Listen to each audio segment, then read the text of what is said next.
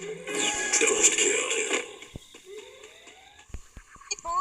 ไอ้สัตว์โปไอ้เหี้ยนี่โปไม่สนุกเลย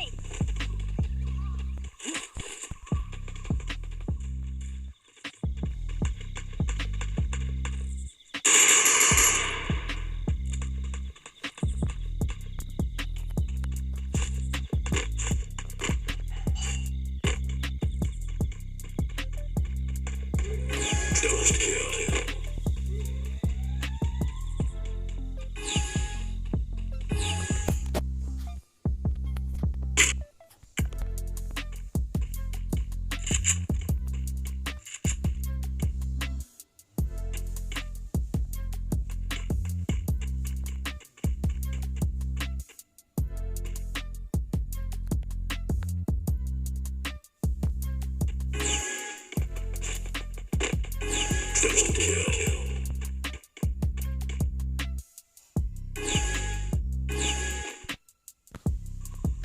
ไอ้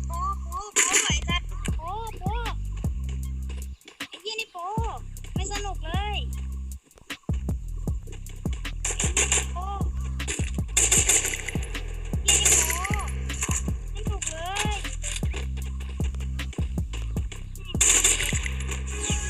จะสู้ดีกว่า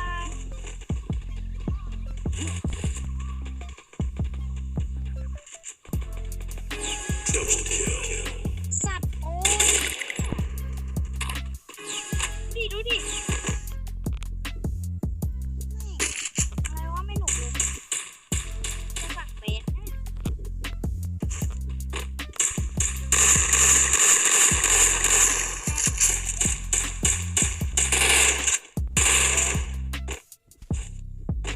เฮ้ยดูเฉยๆเราก็ชนะได้แล้ว